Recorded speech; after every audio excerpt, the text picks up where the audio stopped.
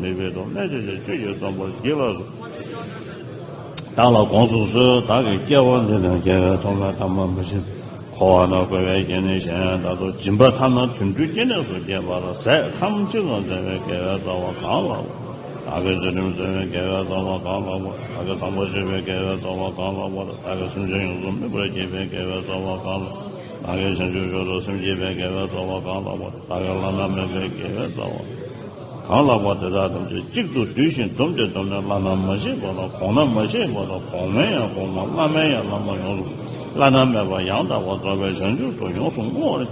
She didn't have a suggestion, then Yosun never. She didn't imagine a suggestion, then Yosun more.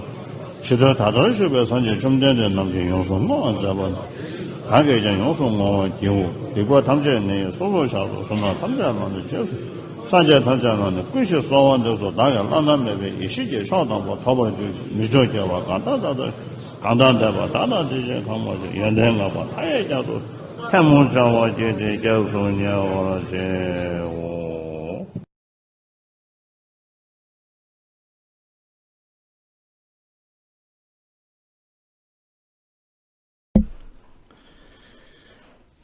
Good evening and good morning to everyone.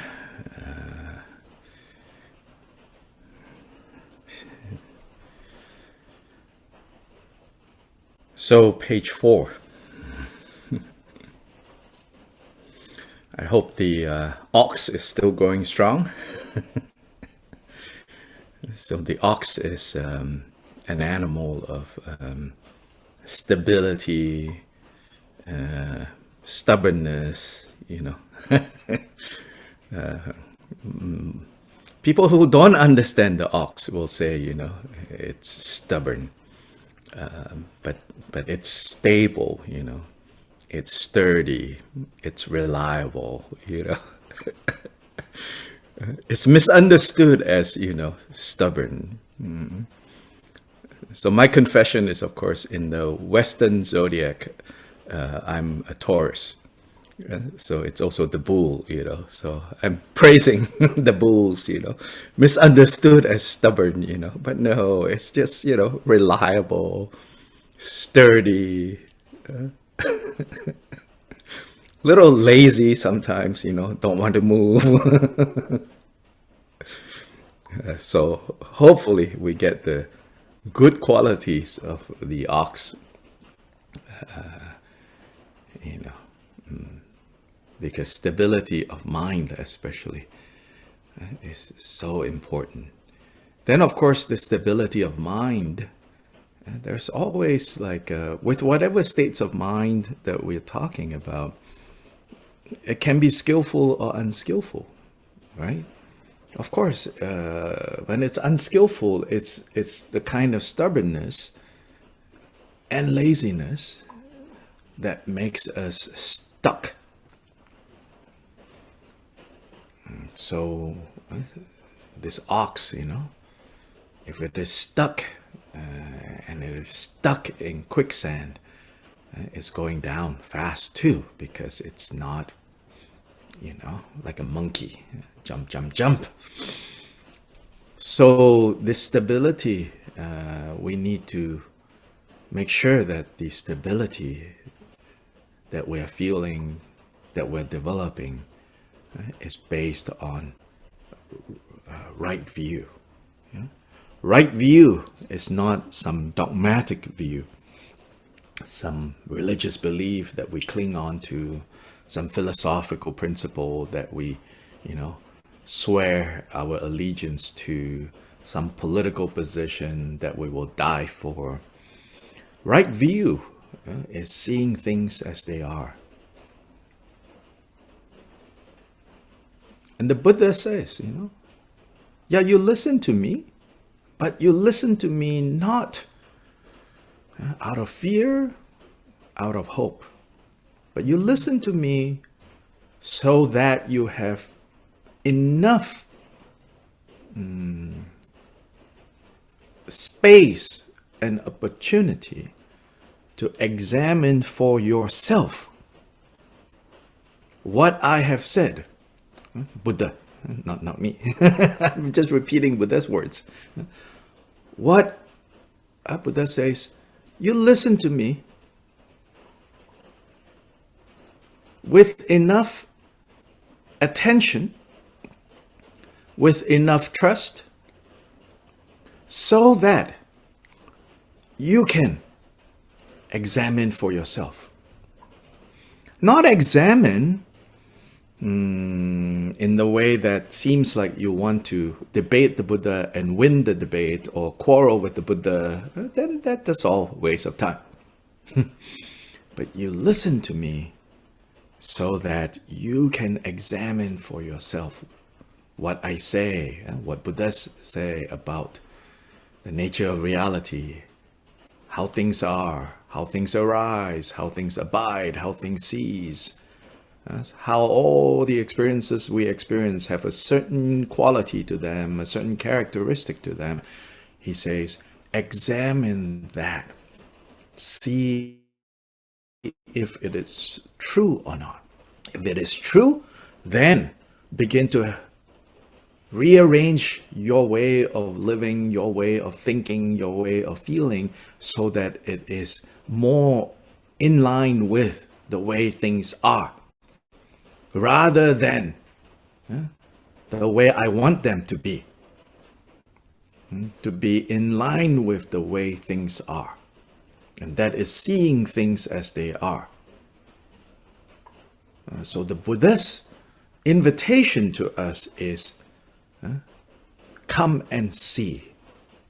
In Pali, one of the classical Buddhist languages, Pali language, in which the Theravada tradition has their scriptures recorded in, this famous phrase that the Buddha used, ehipassiko, come and see, come and investigate. Not come and believe, not come and sign on, not come and give your life over to this super cause, but come and see. See for yourself, investigate. Investigate to see if this is true, if this makes sense to your experience. Then without fear or favor, as the expression goes, or without hope or fear, we begin to internalize those parts that we see to be true, to be accurate, and those other parts, we don't quite get. Leave it alone. Because at a later time, they might become understandable. They might become clearer. Or maybe not. Then you don't need that, Buddha gave 84,000 dharmas. We cannot learn all 84,000 dharmas in one day. But once we understand what do the 84,000 dharmas, teachings, practices, methods have in common, then when we know one dharma, we know the other of the 84,000 minus one, all of them. Then they all become not 84,000 ways that then you have to go about picking and choosing. Oh, I want this, I want that, I don't want this, I don't want that. Then at the point that you understand that the 84,000 dharmas and teachings, they all are based on the same principle. Then, whether you're practicing one dharma or 10 dharmas or 10,000 dharmas, they are all one complete path. One complete path to awakening.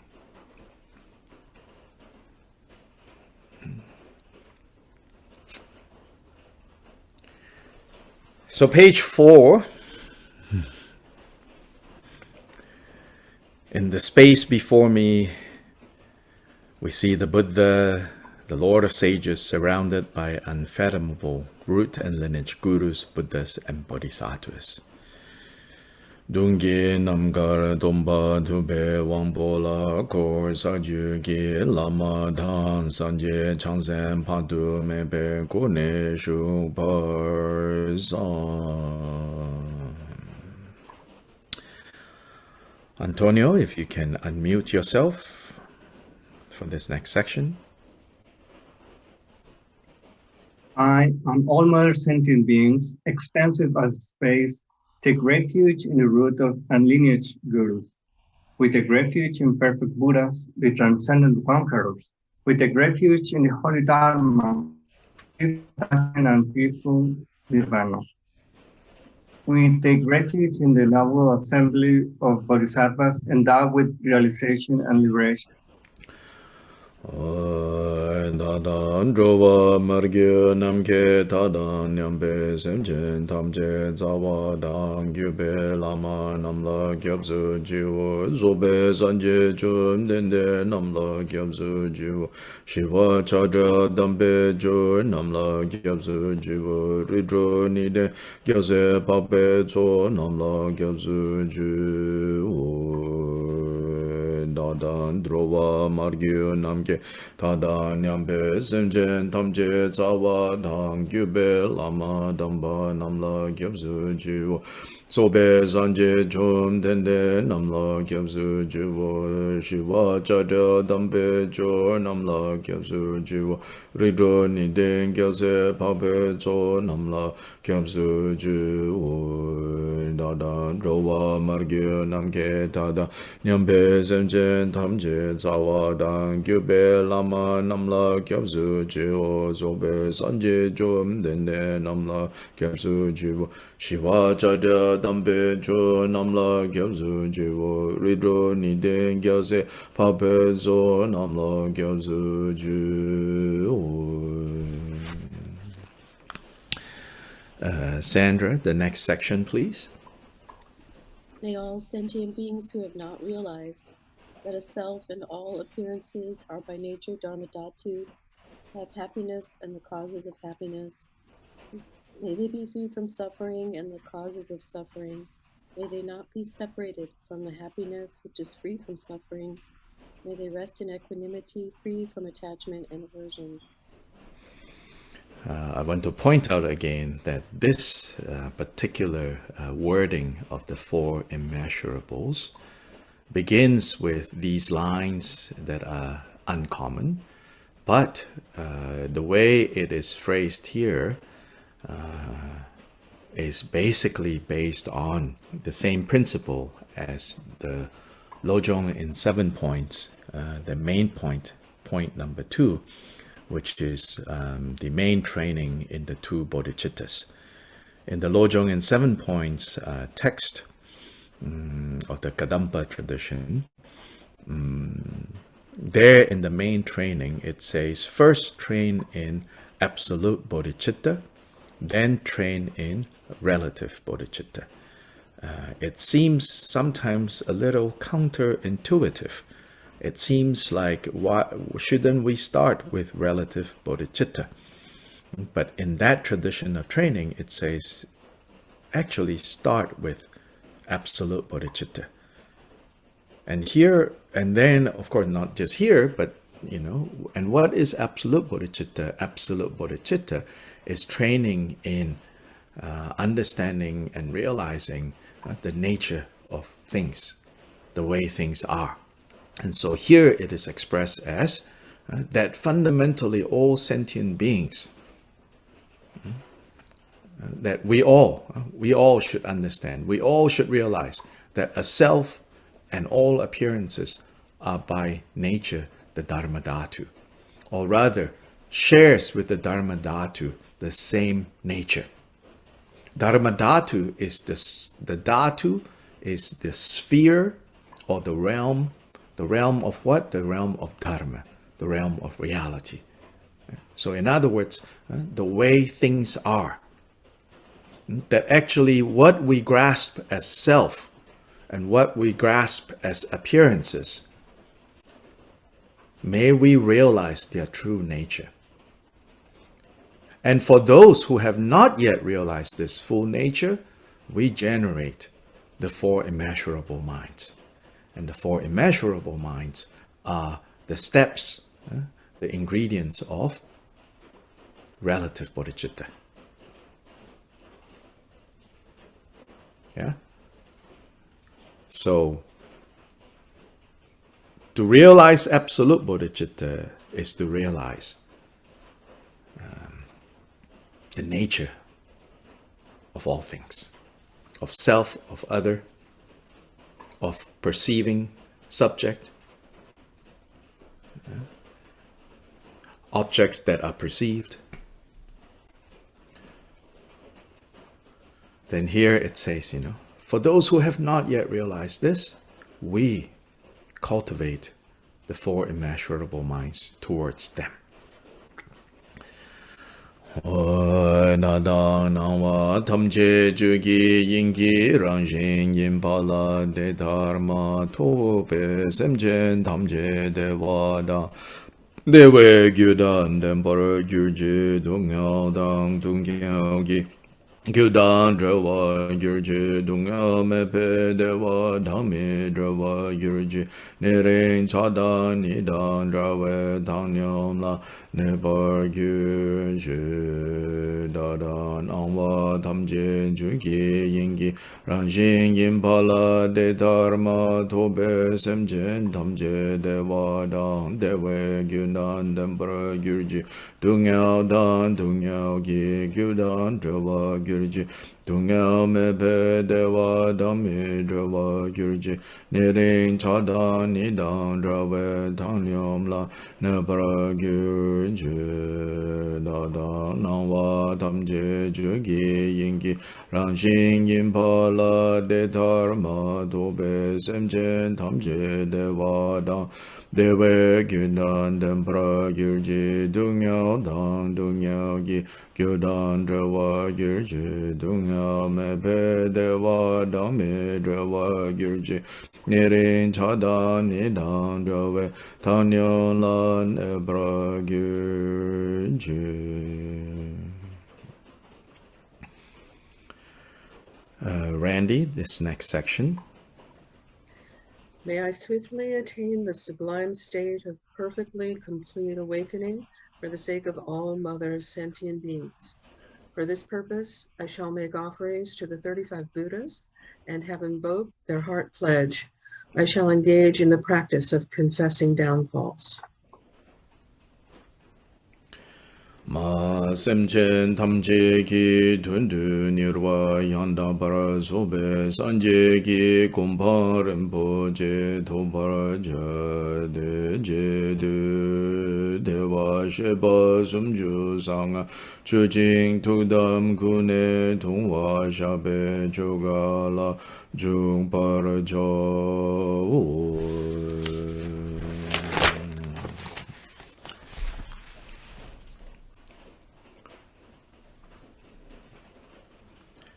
Now let the objects of refuge dissolve into yourself.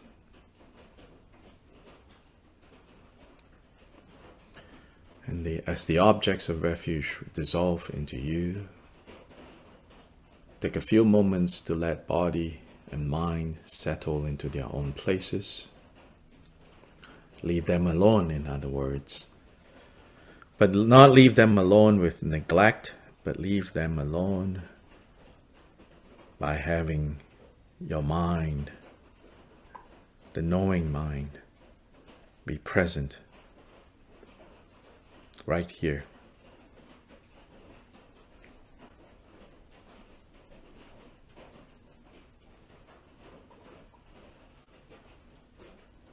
Breathe in, feel the clarity,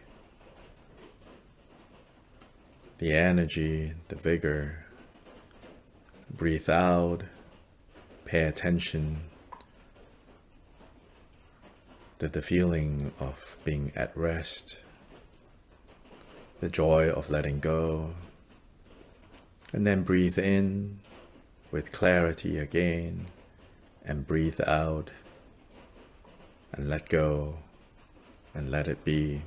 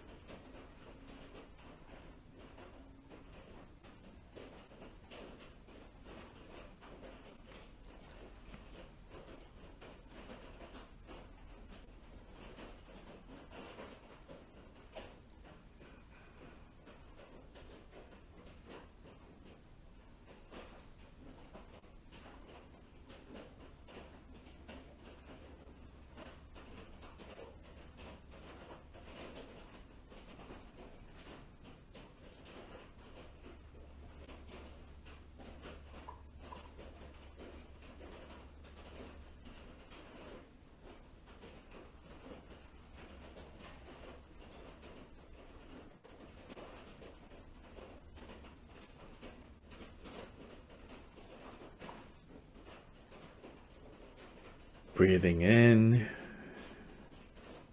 may we realize the nature of all things. Breathing out, may all beings be well and happy and be established, be brought to the level of Buddhists.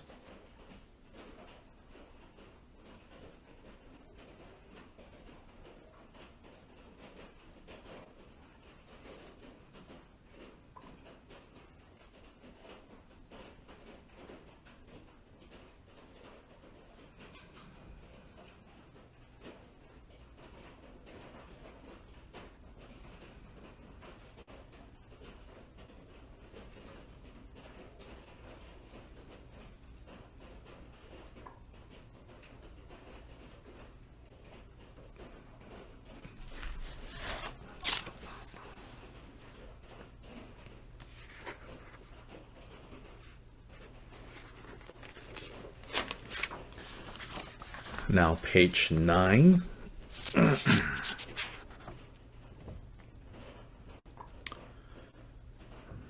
Starting on page 9, the invitation to the 35 Buddhas.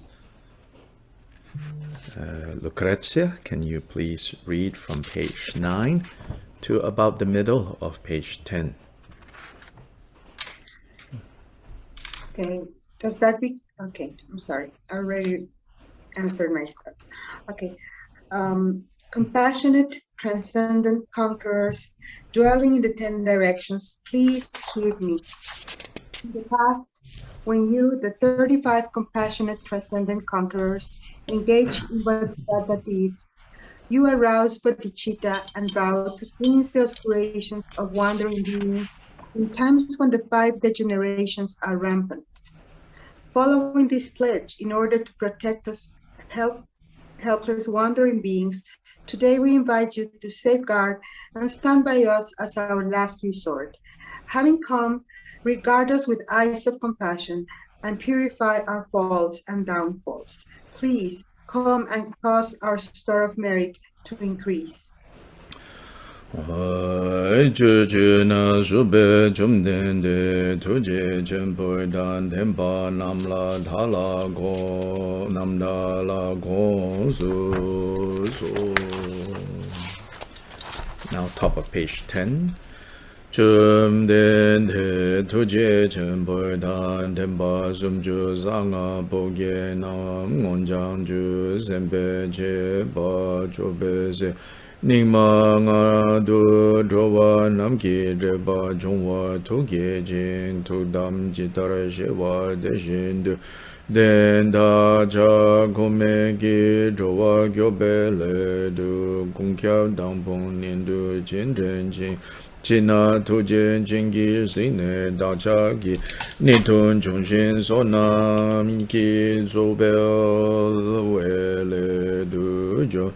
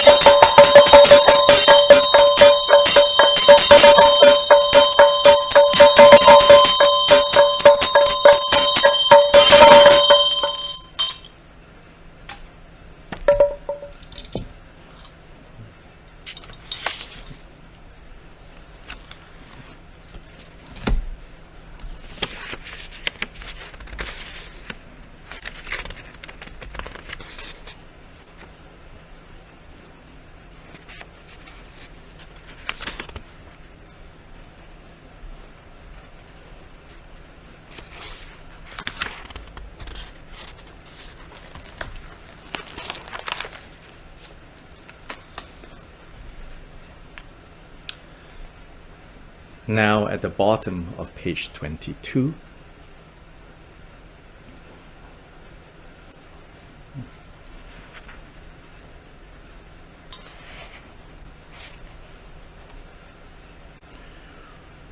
all are dressed in the style of a renunciate Nirmanakaya and are adorned with the 32 excellent marks and the 80 minor marks, such as the crown protuberance and wheels on the feet. With their 60 aspects of melodious speech, they proclaim the clear sound of the Mahayana teachings. As their minds do not move from Vajra-like samadhi, they clearly understand all objects of knowledge in the three times. Their bodies are garbed in the three dharma robes, and garlands of light shine like the sun from their bodies to alleviate the pain of miserable destinies. With eyes open wide like lotus petals, they behold me and all sentient beings with great compassion. Upon merely beholding them, these great beings effortlessly accomplish the temporary and ultimate purposes of all sentient beings. They thus abide with legs in Vajra posture.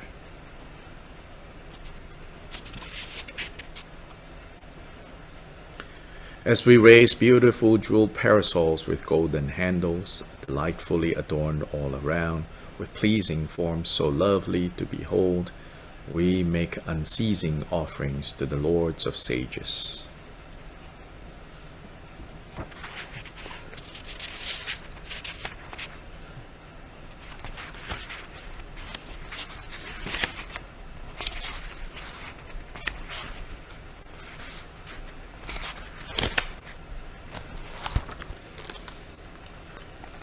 Page 36.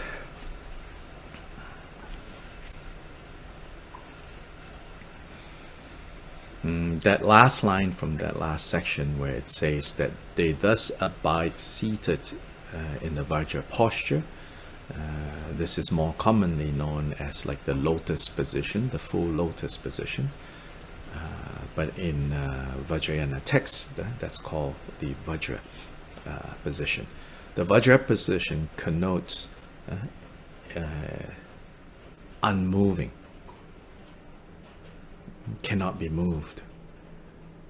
So when they say, that they thus seated in the unmoving position, it's also reminding us that their presence should be unmoving in our mind, in our hearts. We have to feel the presence of the Buddhas, and of course the Buddha qualities, as abiding, unmoving, unchangeable within us.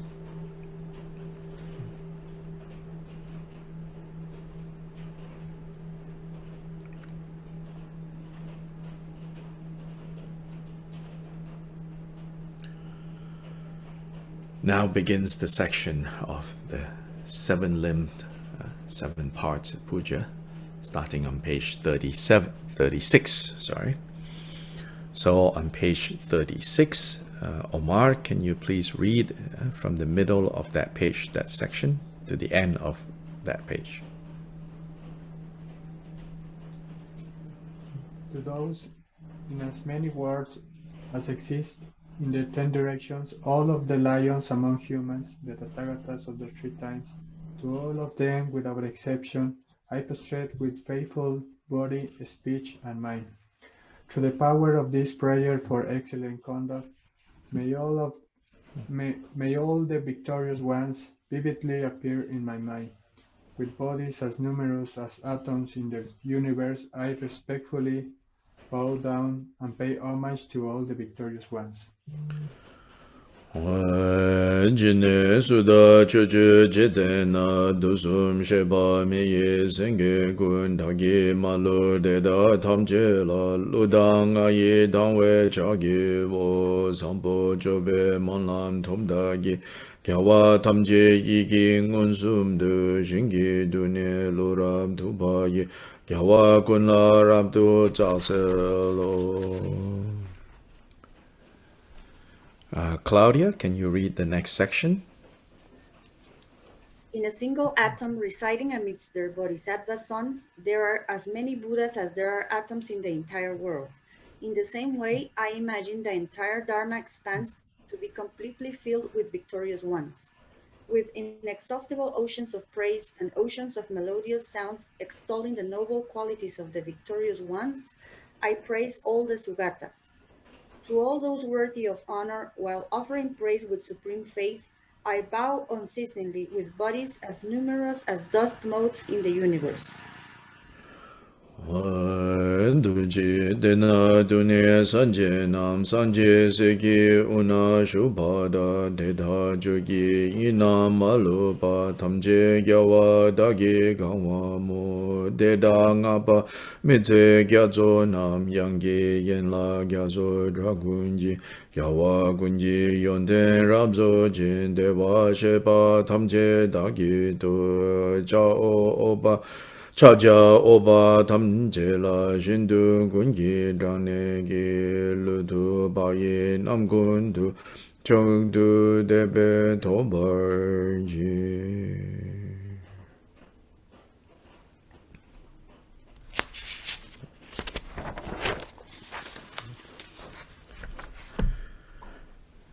Page 38, Cecile.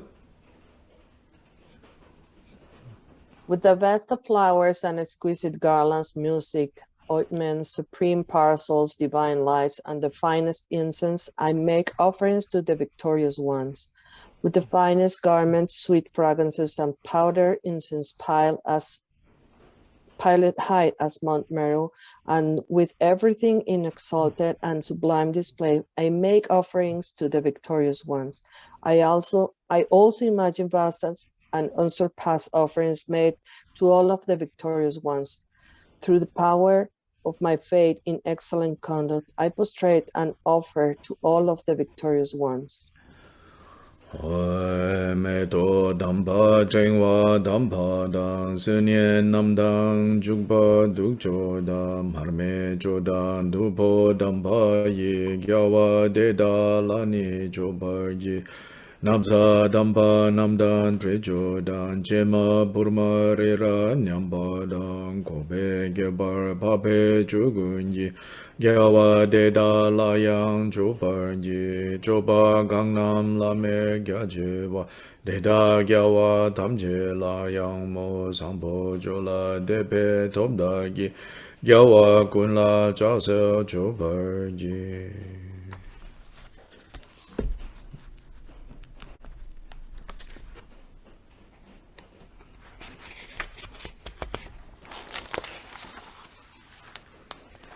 Page 48.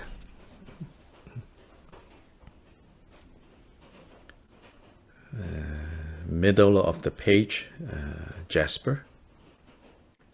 I confess whatever wrong I have done with my body, speech, and also mind while being overpowered by attachment, hatred, and ignorance. I rejoice in the merit of all the Buddhas and Bodhisattvas of the 10 directions, the solitary Buddhas, those on the path of learning, those beyond learning, and all beings. Bocha shedan timu wangi ni ludang adan deshin yiki kyan tiba dagi giba jiji bar deda tamje dagi sozor sha joju gyawa kundan sanje se rangya namdan lobdan mi lobdan rowa kunji sonam gangla ya deda kunji jese dayirang. Page 49, Elena. All of those light in the worlds of the 10 directions who having passed through the stage of Buddhahood, attained awakening free from attachment, to all of these protectors, I beseech you to turn in the unsurpassed well of Dharma. To all those who intend to demonstrate Nirvana, with my palms joined together, I beseech you to remain for the benefit of happiness of all beings, for us many kalpas as there are atoms in the universe.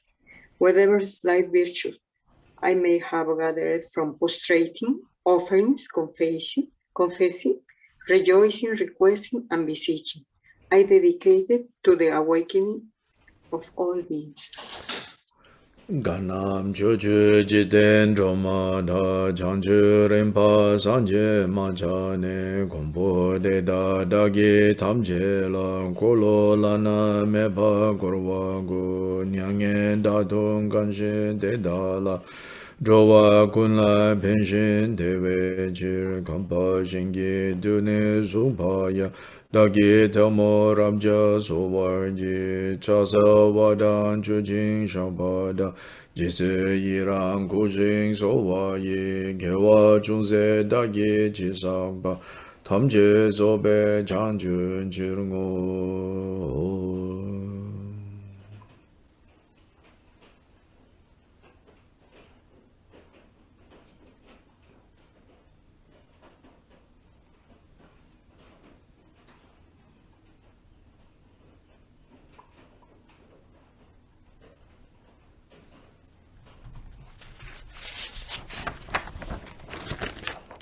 Now page 50.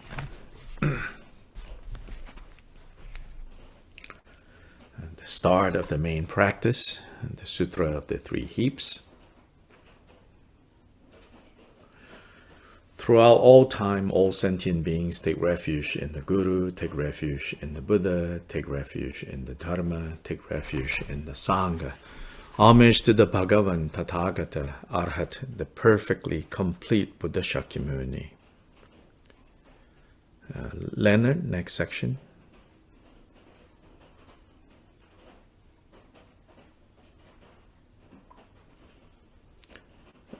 Leonard, unmute yourself.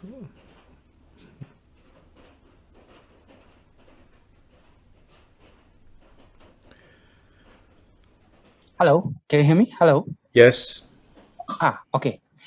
Homage to the one who has fully conquered with Vajra essence. Homage to jewel radiating light. Homage to the sovereign king of Nagas. Homage to the leader of the brave. Adriana. Homage to glorious joy. Homage to jewel fire. Homage to jewel moonlight. Homage to meaningful to behold. Tracy.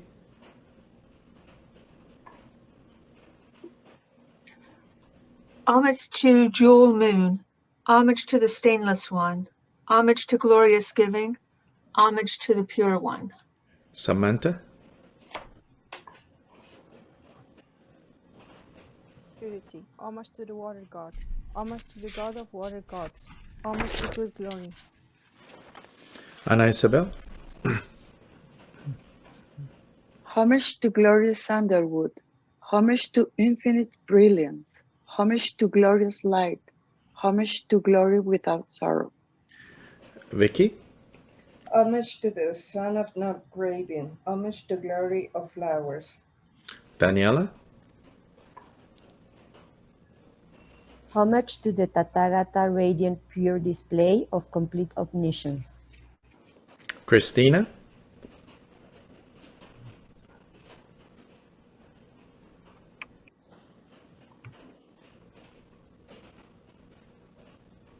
Page 52.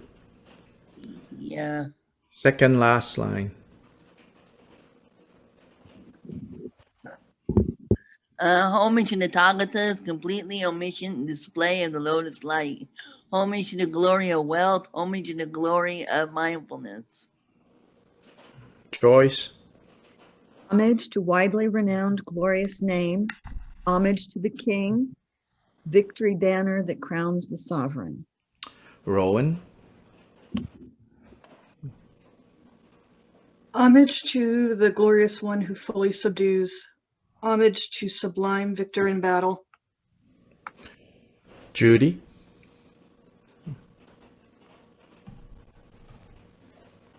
We cannot hear you. Judy. Sorry, I hit the wrong button. Homage to the one gone beyond through complete victory. Homage to glorious illuminating array. Homage to all subduing lotus jewel. Waiting. Homage to the king of Mount Meru, the Tathagata Arhat, perfectly complete Buddha, abiding on a jewel lotus. All these and all the Tathagatas, all the Arhats, however many perfectly complete Buddhas abide in all the worlds of the 10 directions, and all the Buddhas, the transcendent conquerors, who prevail in this world, please heed me. Good. top of page 54. Claudia, if you read half of this page, that would be good. In these and former lives without beginning, in all the states of birth within samsara, I have committed evil deeds. I have instigated others and found joy in their crimes. I have stolen the wealth of stupas, the Sangha community, and the Sangha of the 10 directions. Larry, the second half.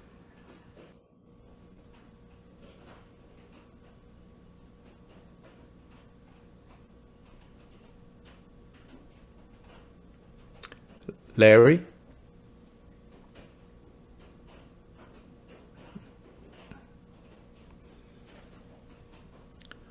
I have incited others to steal and found joy in their thefts. I have committed the 5 immediate sins, have incited others to commit them, and have found joy in their downfalls. I have fully entered the path of engaging in the 10 unwholesome deeds, have incited others to enter it, and have found joy in their submission. To the top of page 55, Laura Herman, if you can do about half of this page. Obscured by all these karmic veils, I and sentient beings have gone to hell, have gone to the birthplaces of animals, have gone to the worlds of hungry ghosts, have taken birth in savage places as barbarians, as long-lived gods, and as humans with impaired sense faculties. They have turned to corrupted views and karmic obscurations from having failed to please the Buddhas I encountered. Mariana? In the presence of the Bhagavan Buddha wisdom mind, before their eyes, in their witness, for the authentic ones, the all-knowing one to the all-seeing one, I disclose all these karmic obscurations, I declare them, I shall not hide them, and I hereafter I shall sever and bind them. Rodrigo, from the top of page 56, do half the page. All Buddha's transcendent conquerors, please heed us. I gather all the roots of virtue I have accumulated in cyclic existence through having acted generously towards another samsaric sentient beings, even only offering a mouthful of food to those born in the animal realm. That's together good. with... That's good. Miriam?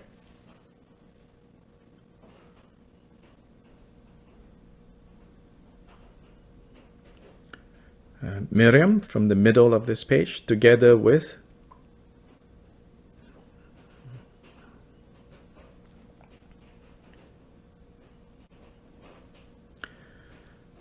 Together with any root of virtue from having guarded moral discipline, any root virtue from having practiced pure conduct, any root of virtue from having brought sentient beings to full maturity, any root of virtue from having given rise to bodhicitta, the mind set on supreme awakening. Anna Elisa on page 57, half that page.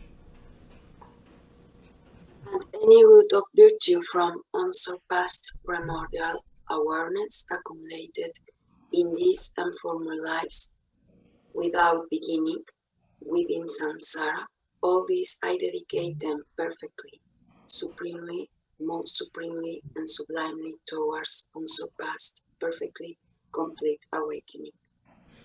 Alexander? Just as the previous Bhagavan Buddhas perfectly performed dedication, and just as the Bhagavan Buddhas who have not yet appeared will perfectly perform dedication. And just as the present Bhagavan Buddhas perfectly perform dedication, likewise shall I perform perfect dedication. I confess each and every wrongdoing and rejoice in all merit. 58, Kimberly?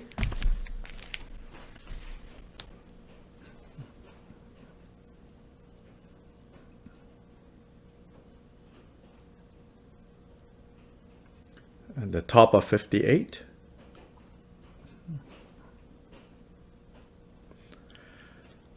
I exhort and supplicate all Buddhists that I may attain unsurpassed, most excellent primordial wisdom. With my palms joined together, I wholeheartedly take refuge in all those with praiseworthy qualities, as infinite as a vast ocean, all the Buddhas supreme among humans who exist at present, those who have passed into nirvana, and those who have not yet appeared. Now let's go back to page 50.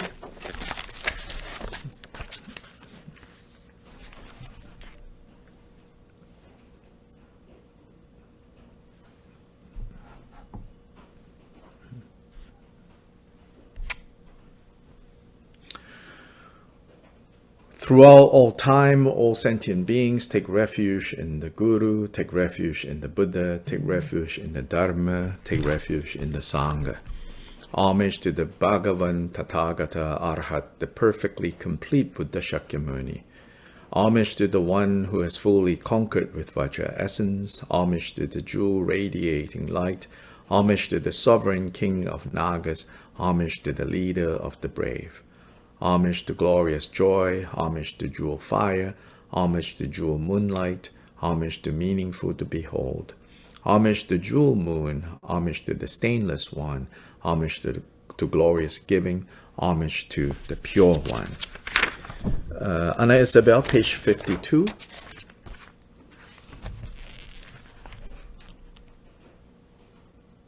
Homage to giving of purity, homage to the water God, homage to the God of water gods, homage to good glory. Continue the whole page.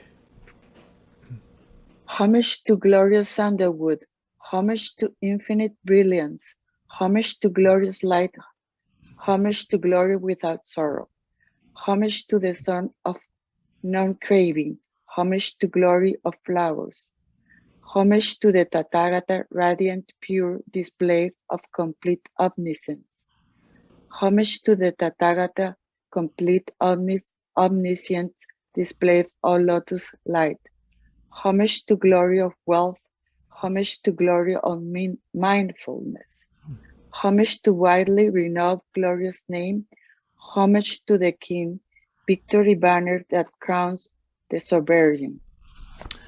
Antonio, all of page 53.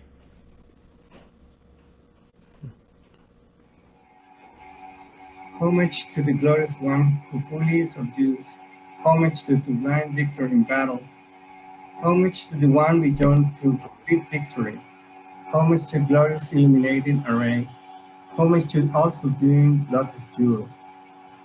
Homage to the king of Mount Meru, the Tathagata, Arhat, perfectly complete Buddha, abiding on a jewel lotus. All these and all the Tathagatas, all the Arhats, however many perfectly complete Buddhas abide in all the worlds of the 10 directions, and all the Buddhas, the transcendent conquerors, who prevail in this world, please heed us.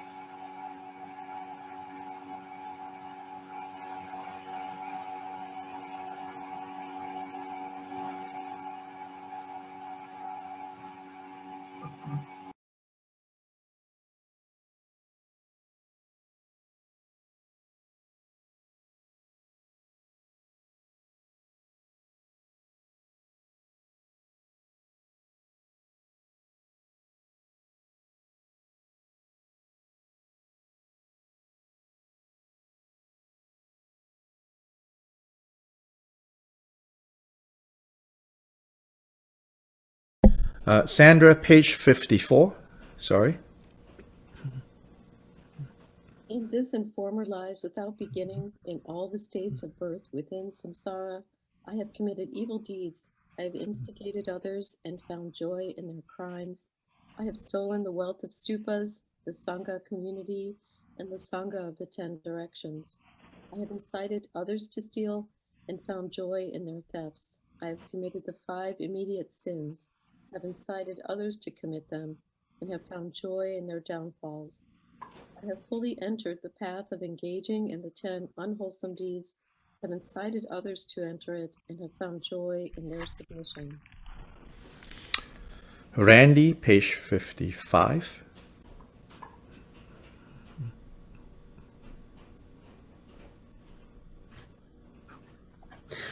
Obscured by these karmic veils, I and sentient beings have gone to hell, have gone to birthplaces of animals, have gone to worlds of hungry ghosts, have taken birth in savage places as barbarians and long-lived gods, and as humans with impaired sense faculties. I have turned to corrupted views and karmic obscurations from having failed to please the Buddhas I encountered. In the presence of the Bhagavan Buddha with wisdom mind, before their eyes, in their witness, before the authentic ones, the all-knowing one, the all-seeing ones, I disclose all these karmic obscurations. I declare them. I shall not hide them. And hereafter I shall sever and bind them. Leonard, 56. All Buddhas, transcendent conquerors, please heed me. I gather all the roots of virtue I have accumulated in cyclic existence through having acted generously towards another samsaric sentient being, even only offering a mouthful of food to those born in the animal realm. Together with any root of virtue from having guarded moral discipline, any root virtue from having practiced pure conduct, any root of virtue from having brought sentient beings to full maturity, any root of virtue from having given rise to bodhicitta, the mind set on supreme awakening. 57, Judy. And any root of virtue from unsurpassed primordial awareness, accumulated in this and former lives without beginning, within samsara, all these I dedicate them perfectly, supremely, most supremely, and sublimely towards unsurpassed, perfectly complete awakening. Just as the previous Bhagavan Buddhas perfectly performed dedication, and just as the Bhagavan Buddhas who have not yet appeared will perfectly perform dedication, and just as the present Bhagavan Buddha perfectly performed dedication, likewise shall we perform perfect dedication. We confess each and every wrongdoing and rejoice in all merit. Tracy, page 58.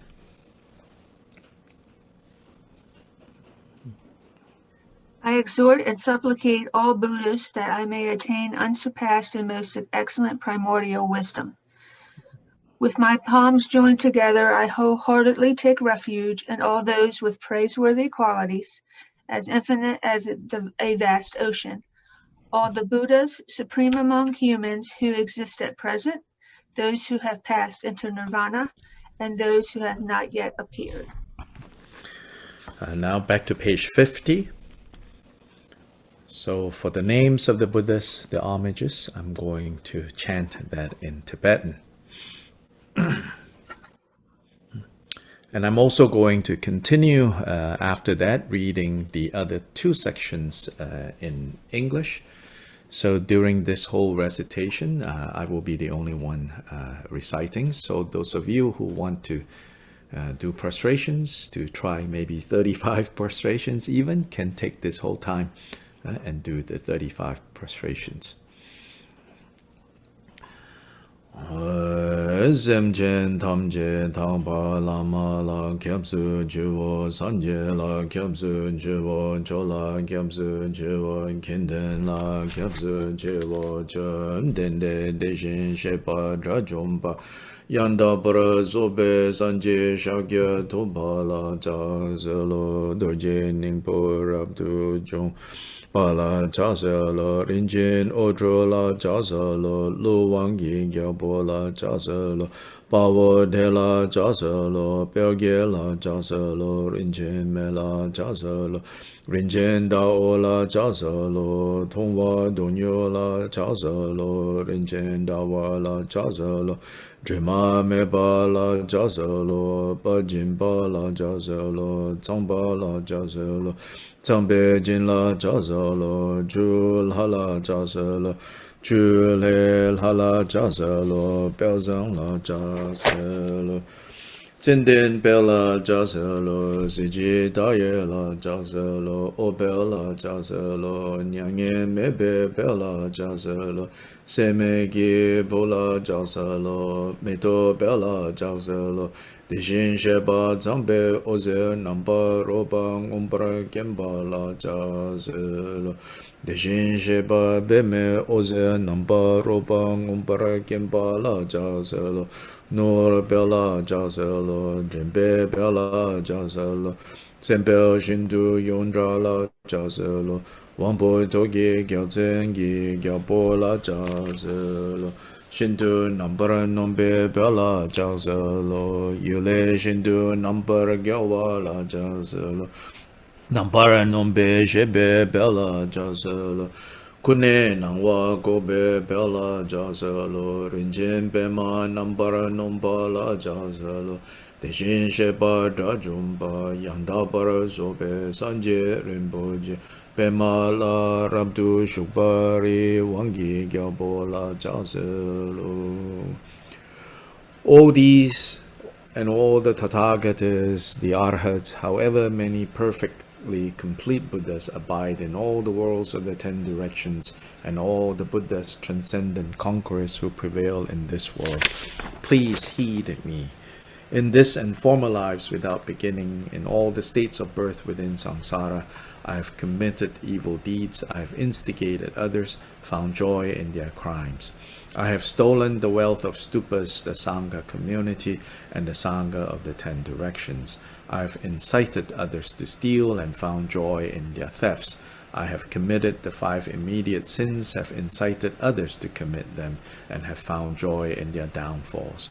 I have fully entered the path of engaging in the 10 unwholesome deeds, have incited others to enter it, and have found joy in their submission. Obscured by all these karmic veils, I and sentient beings have gone to hell, have gone to the birthplaces of animals, have gone to the worlds of hungry ghosts, have taken birth in savage places as barbarians, as long-lived gods, and as humans with impaired sense faculties. I have turned corrupted views and karmic obscurations from having failed to please the Buddhas I encountered. In the presence of the Bhagavan Buddha wisdom mind, before their eyes, in their witness, before the authentic ones, the all-knowing ones, the all-seeing ones, I disclose all these karmic obscurations. I declare them, I shall not hide them, and hereafter I shall sever and bind them. All Buddhas, transcendent conquerors, please heed me. I gather all the roots of virtue I have accumulated in cyclic existence through having acted generously towards another samsaric sentient being, even only offering a mouthful of food to those born in the animal realm, together with any root of virtue from having guarded moral discipline, any root virtue from having practiced pure conduct, any root of virtue from having brought sentient beings to full maturity, any root of virtue from having given rise to bodhicitta, the mind set on supreme awakening, and any root of virtue from unsurpassed primordial awareness accumulated in this and former lives without beginning within samsara, all these I dedicate them perfectly, supremely, most supremely, and sublimely towards unsurpassed, perfectly complete awakening. Just as the previous Bhagavan Buddhas perfectly perform dedication, and just as the Bhagavan Buddhas who have not yet appeared will perfectly perform dedication, and just as the present Bhagavan Buddhas perfectly perform dedication, likewise shall I perform perfect dedication.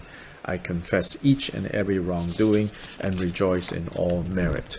I exhort and supplicate all Buddhas that I may attain unsurpassed, most excellent primordial wisdom. With my palms joined together, I wholeheartedly take refuge in all those with praiseworthy qualities as infinite as a vast ocean, all the Buddhas supreme among humans who exist at present, those who have passed into nirvana, and those who have not yet appeared.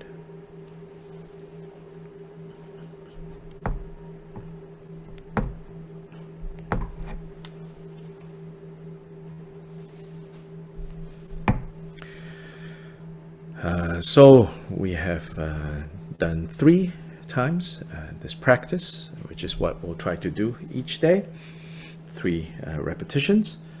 So now we will return to our discussion, sharing Gampopa's teachings on the 4 powers. We've been looking at those 4 powers from the Jewel Ornament of Liberation. So if you have that book, we are now on page 161, which is the Power of Reliance, 161 of that book, The Jewel Ornament of Liberation. Earlier, again, if you want to refresh your memory,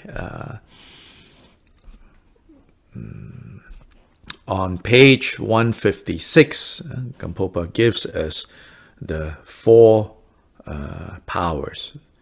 So here translated as the power of remorse, the power of antidote, the power of resolve, and the power of reliance.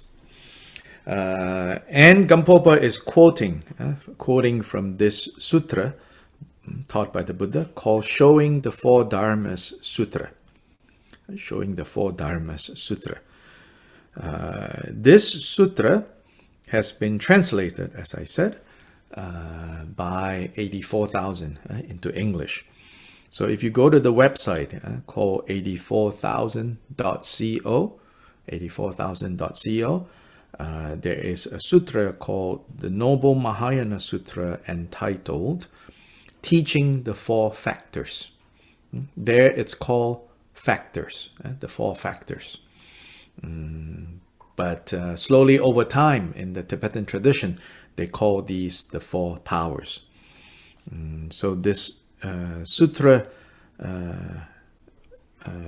that teaching the 4 factors is actually very short. So I am actually going to read that translation out loud, and you can listen to it. Later, if you're interested, you can go look for this at 84,000, 84000.co. Is this big project. Lots of translators involved. An impressive, ambitious, big project to translate over 1,000 different sutras and tantras found in the Tibetan collection into English. After that, they're going to try to translate all the Indian commentaries called the Tengyur, also over 1,000 texts from that collection. So this, it begins with homage to all the Buddhas and Bodhisattvas.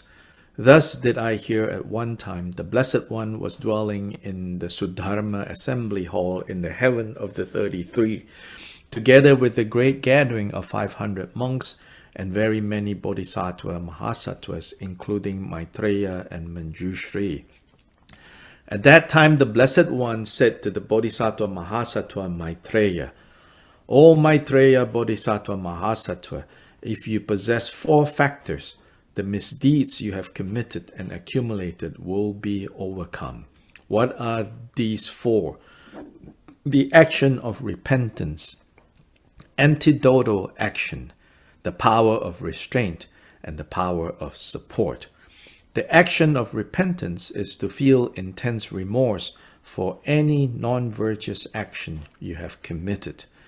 Antidotal action is to put great effort into virtuous actions once you have committed a non-virtuous action. The power of restraint is to make a pledge and thereby refrain from any similar action. The power of support is to take refuge in the Buddha, Dharma, and Sangha, and not to forsake the mind of awakening. By relying on such powerful forces, you will be immune to misdeeds. O Maitreya Bodhisattva Mahasattva, if you possess these 4 factors, you will overcome any misdeeds that you have committed and accumulated. The Bodhisattva Mahasattva should continually read the sutra, recite it aloud, and reflect and meditate on it, doing so many times. Through this, the effects of negative conduct will not come about. Once the Blessed One has said this, the whole assembly, including the Bodhisattva Mahasattva Maitreya, the monks, the Bodhisattvas, and the ranks of the gods such as Shakra, were overjoyed and full of praise for what the Blessed One has taught. This concludes the Noble Mahayana Sutra, entitled Teaching the Four Factors. So, very short sutra. This is the source of what Gampopa is quoting. And Gampopa is teaching the four, what is known then as the four powers. So we have already covered 3 of the 4 powers. Yesterday we talked about the power of resolve, or in this other translation is called the power of restraint.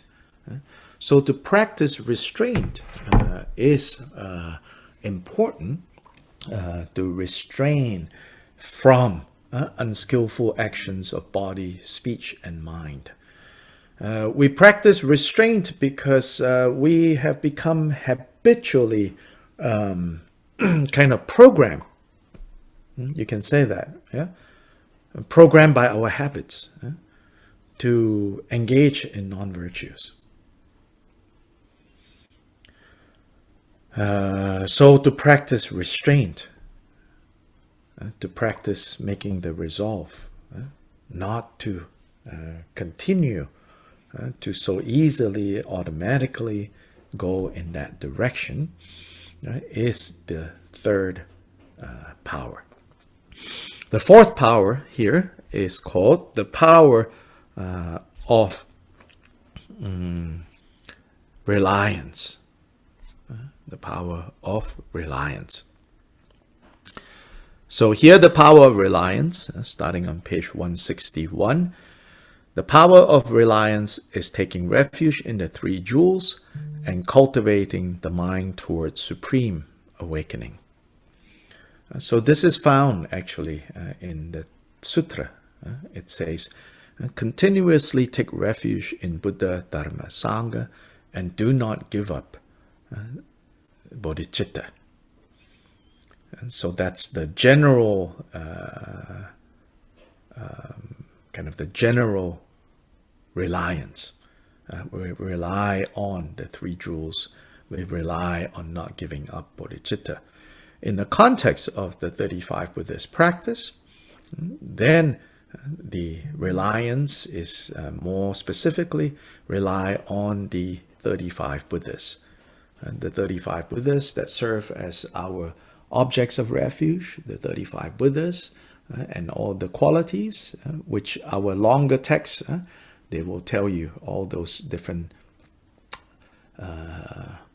the different ways the Buddhas purify different negative karmas related to the vows that these Buddhas made. So they are then, in this case, the power of reliance is to take refuge in the 35 Buddhas and to take refuge with bodhicitta as the underlying motivation. So what that means is, we are saying, we rely on you 35 Buddhas, your example, your power, the power of your vows, the power of your bodhisattva accumulation of merit and wisdom. We rely on that so that we ourselves can also achieve those qualities. And so that is why we pay homage. That is why we repeat the names of the Buddhas. Again, not so that, we will somehow win them over to be on our side. So this is not like praying to some worldly gods, to ordinary gods. We try to manipulate, them to be on our side.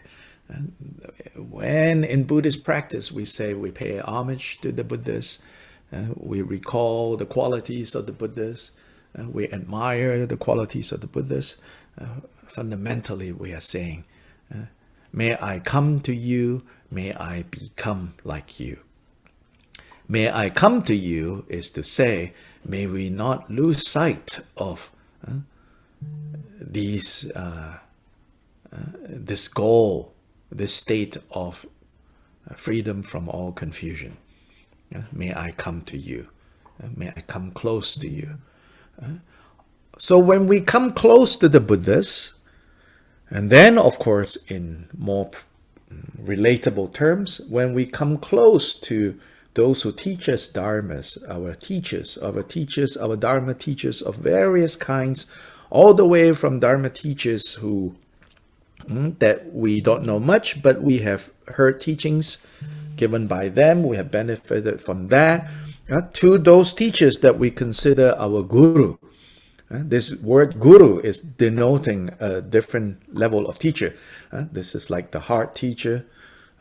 Also, all the way from, like, we've just read books by some dharma teacher that we are touched by, has opened our hearts, to teachers that come through our town, our city, or we happen to chance upon and we receive teachings from, all the way to if there are individuals that we consider our guru, meaning like we feel this heart connection and devotion to, towards all of them, Like Buddhas, we approach them. May I come to you. But here, especially with these human teachers, when we say, may I come to you, we have to be clear, like, why? And not let it turn into, may I come to you because I'm bored. May I come to you because I'm lonely.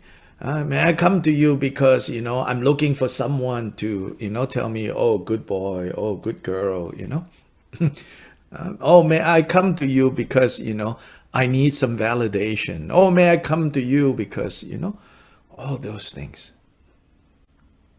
We have to be careful. So elsewhere, the Buddha said, rely on the teachings, not on the person. What he means by that is not like, you abuse the person. Without proper reverence, without proper admiration, it's very hard to learn from someone.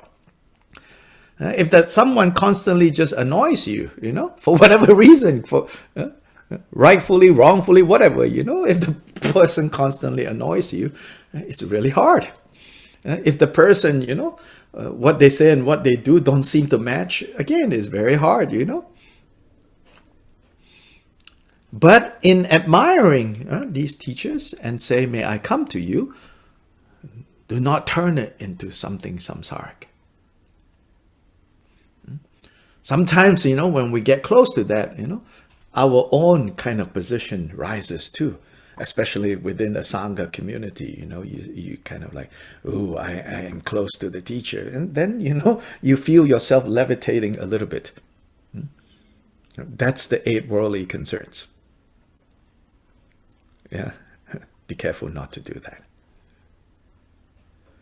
Otherwise, we're not following the Dharma, the teachings, we're following the person.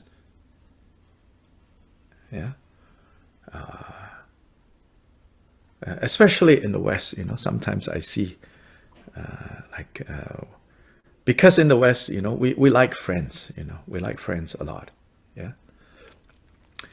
So we will say like, oh, this is my teacher and also friend, I understand what you're saying. I understand. This is meaning like a heartfelt, oh, he's a friend, because I think in the West, the label teacher is kind of cheap, It's like a transactional, I go to school, I pay school fees, he's the teacher, If I don't do well, my parents will yell at my teacher, because the label teacher has become rather, we don't pay teachers well, we don't treat teachers well. We have a joke in Malaysia, where I grew up, when I was growing up, people will tell, so we have like street vendors that sell food,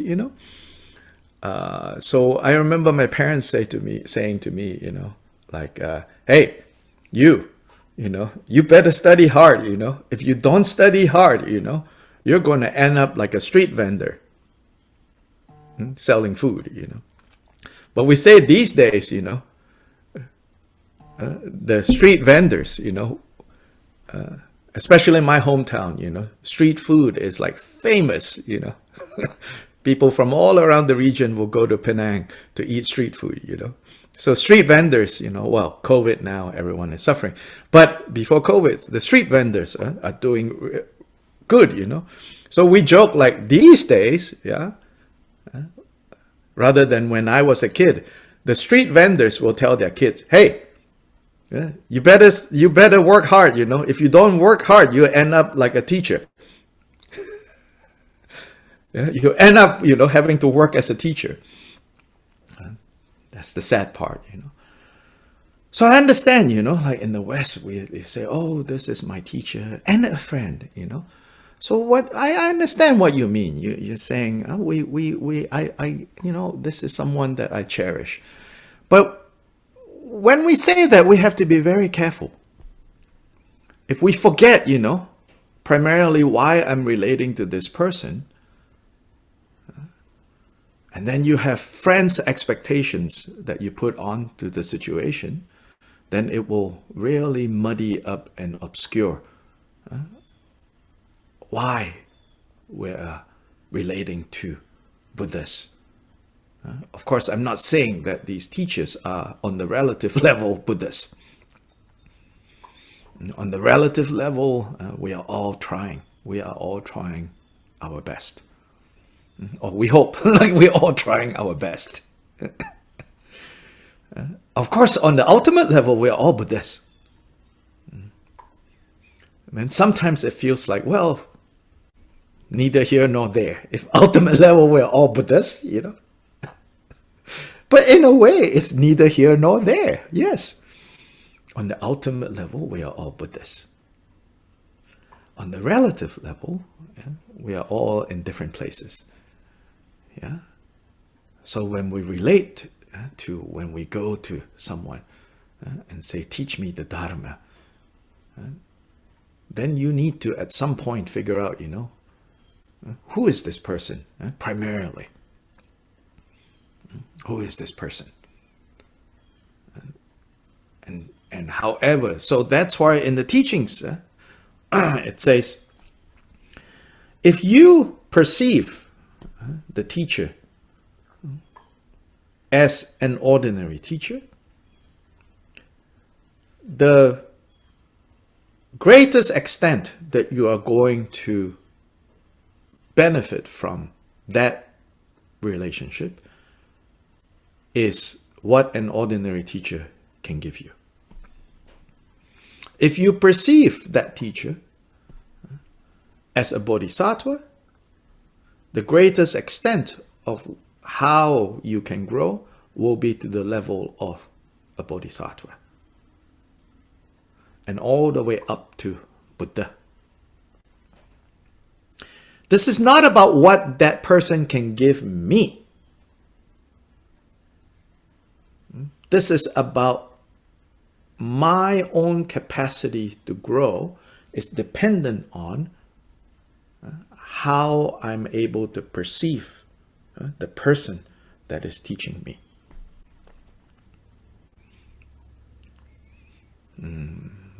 Person who is teaching, of course, you know, has big responsibilities. Don't act in ridiculous ways that makes it hard.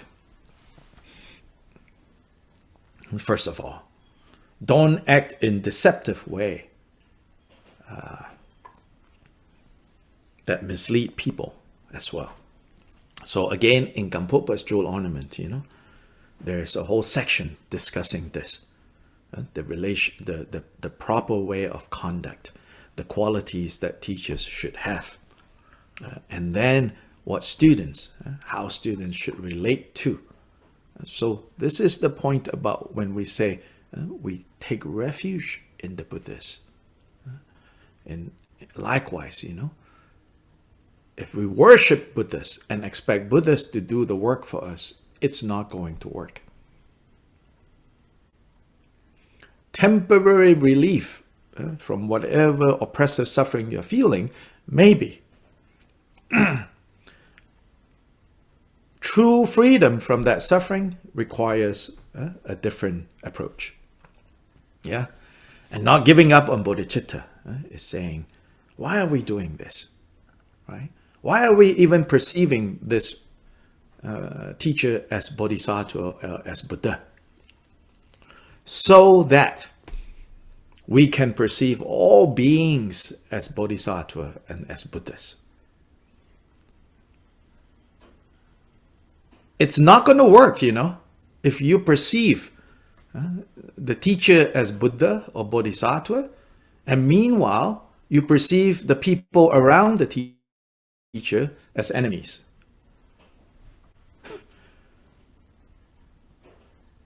Oh, people, again, the way this can be distorted, Everybody talks about, oh, the teacher, the samaya with the teacher, the samaya with the teacher. Meanwhile, right, horizontally, everyone is like competing with everyone else. And putting down everyone else, Then this is perverting, the Dharma. Then Dharma does not become Dharma. Dharma becomes in service of the 8 worldly dharmas. Then, if Dharma turns into poison, no hope. Gampopa also famously said, if you don't know how to practice the Dharma, then even the Dharma can take you to the lower realms. Oh, it's like, wow. Now, I don't want that statement to become again, the way you terrorize yourself, and you're so afraid, with Dharma. This is not talking about, this is not talking about like, oh, if I chant page 3 instead of page 4, I'm going to the lower realms. Yeah. If I put, white flowers rather than red flowers, I'm going to the lower realms. Yeah. And there's too much of that kind of fear. That's just, in my opinion, nonsense. Here we're talking about the inner stuff, the inner things. If you don't know how to practice Dharma, Dharma can lead you to the lower realms, can take you to the lower realms. That's talking about, inner things, motivation. It's talking about how, be careful, certain things in the Dharma can feed our craziness, our neurosis, our afflictive emotions.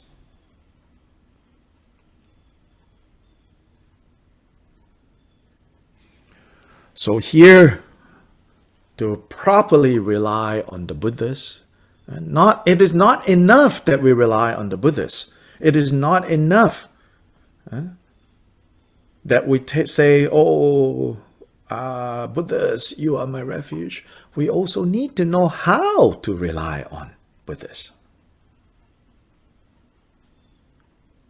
So Lojong teaching said, don't turn your gods into demons. Don't turn Buddhas into demons.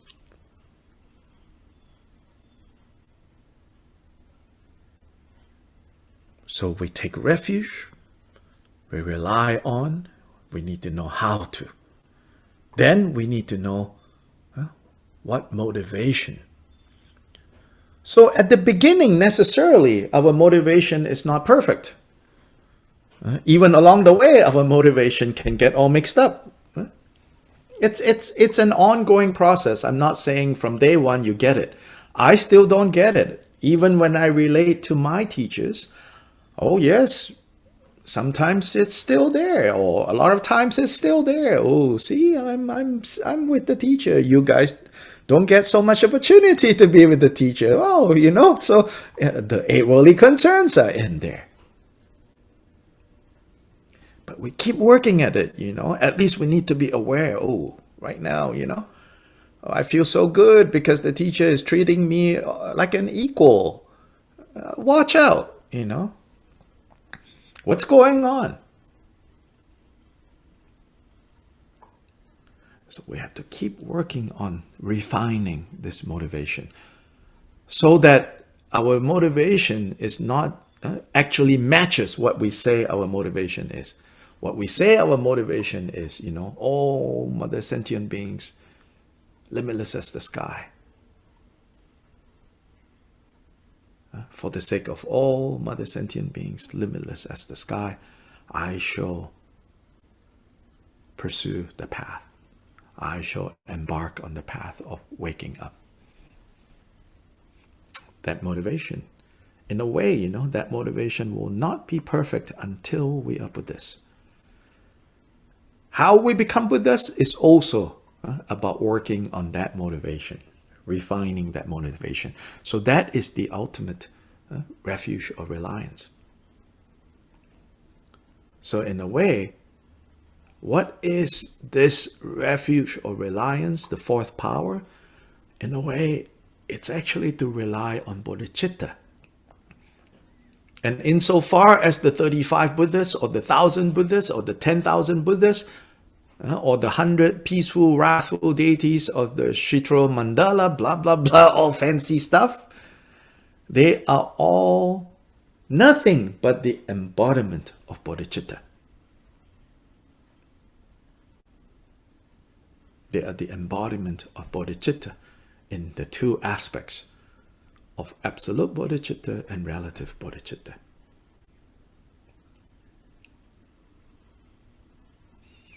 Once we get that, it also means, we're not like, oh, my favorite Buddha is this one. My favorite Buddha is that one. What is this? Fan club?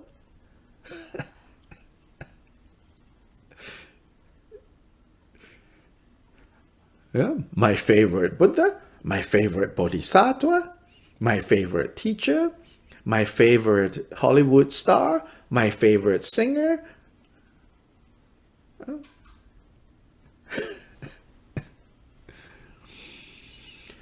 Of course, you will feel stronger connection to this or that Buddha, to this or that idam, to this or that practice, but don't make it into,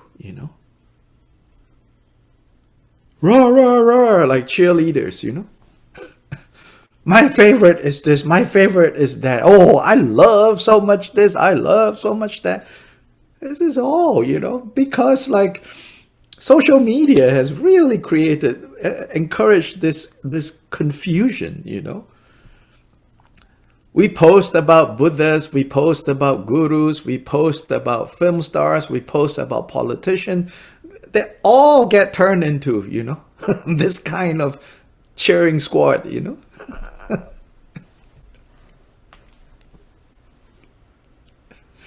Then it seems like we have the power of reliance, but we don't.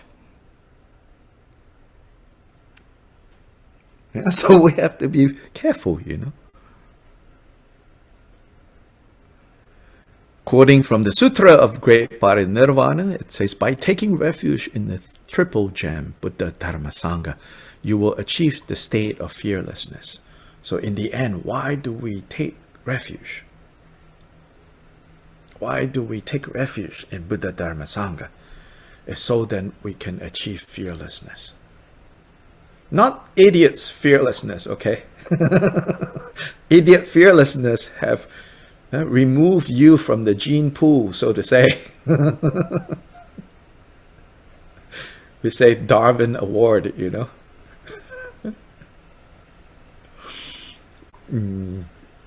But, fearlessness based on understanding the way things are. Understanding how karma works, then fearless. Not like arrogant fearlessness, It's a fearlessness that comes from knowing everything has its time, everything has its season, everything operates according to cause and effect. If I'm miserable right now, It's the ripening of cause and effect. Who is to blame? Actually, not even myself. If you think, oh, blame yourself. No, no, no. Just understand the situation. Don't make it worse. Give rise to regret, yes. Not blame. Not punishment. Give rise to regret.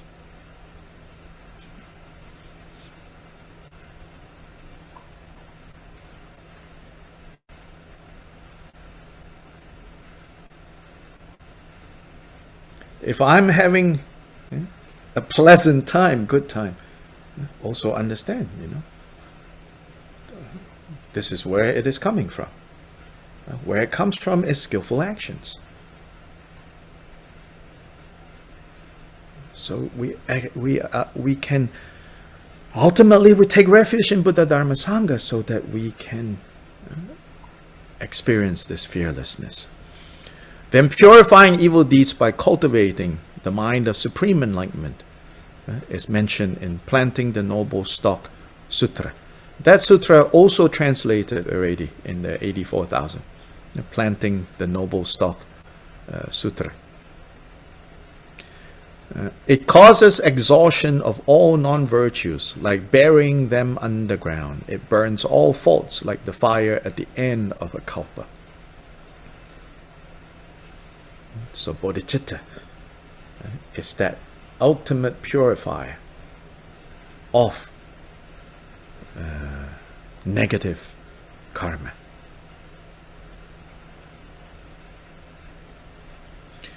Like entrusting myself to a brave man when greatly afraid, by entrusting myself to bodhicitta, I shall be swiftly liberated.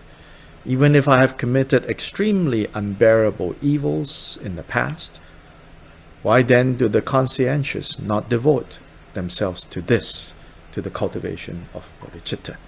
So even if we've committed great negativity in the past, if we now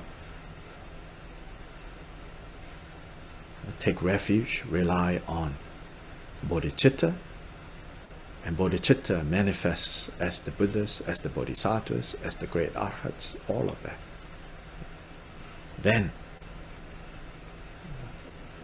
we have the fourth power. So these are the four powers.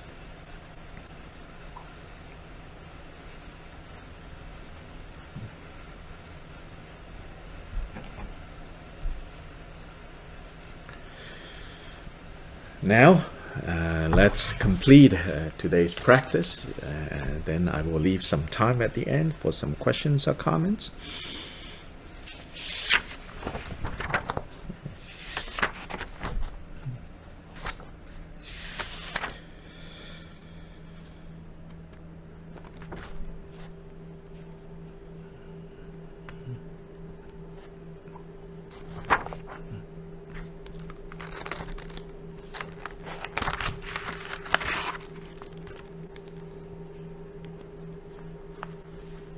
Page 63.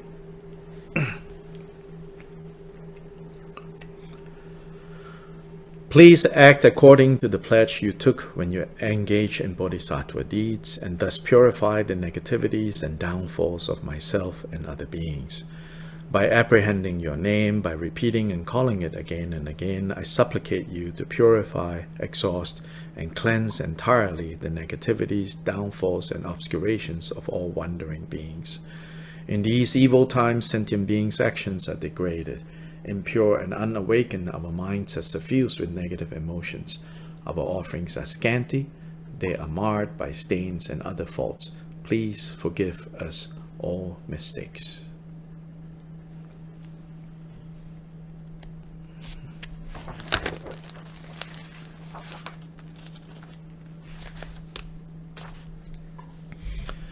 The verses of auspiciousness on page 64. The light of boundless compassion clears away the evil states and dispels demonic forces, hindrances, and hosts of wickedness. May the splendid power of the victorious ones, equal to 100,000 suns, bring forth the happiness and fortune of infinite living beings. The stream of nectar flowing from the immaculate Dharmadhatu space fully cleanses the stains of evil tendencies. May the splendid power of the holy Dharma of the cessation and path bring forth the happiness and fortune of infinite living beings. In order to eliminate the endless torment of cyclic existence, you have not abandoned the heavy burden of your vows and aspirations. May the splendid power of the ocean of great and noble bodhisattvas bring forth the happiness and fortune of infinite living beings.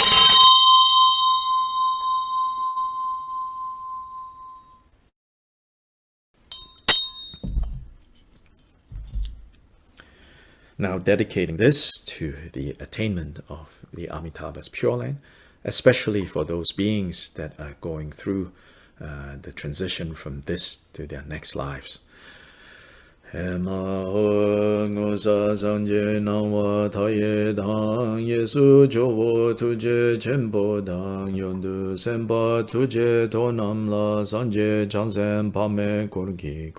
Neking osa padu me ba ye dewa chense showe shinkamde dashen dine sepo gyurmata kewa senji barma chuparu deru kene nante shautun sho deke dagi monlam tabadi choju sanje changsen tamje ki geme drupa jinje lam tu so Teya ta penza griya awa bodha naya soha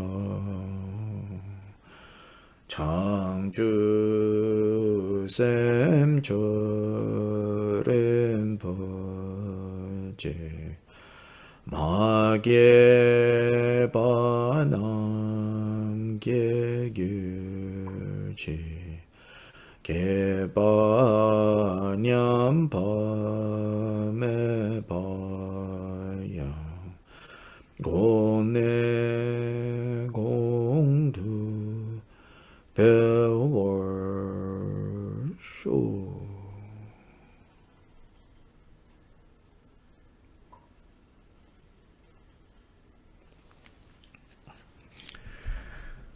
Okay, let's have some time for questions, comments. And the rest of you have to go, please. Also, Omar very quickly and very kindly has put up a clip of yesterday's practice where it is the chanting of this practice in Tibetan. So if Omar, if you can share that link, it's part of the YouTube playlist. All our daily practices is uploaded to YouTube, the Drigong Dhammakirti YouTube channel. Then in particular, he extracted the Tibetan chanting of this practice for those of you who like, you know, the mystery of like exotic sounds, and that you know might be of some interest to you. But the one by His Holiness the Dalai Lama is what I play at the beginning, like 10 minutes before we actually start. That one is filled with blessings. In that sense, that one is more than sufficient. But he was chanting very fast. So if you want to learn to try to chase that, a little bit hard right now. So you can listen to my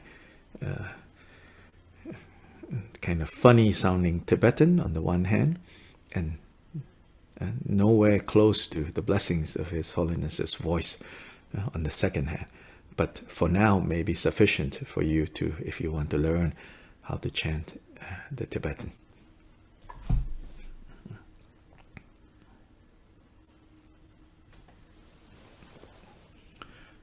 Questions, comments, clarification you need?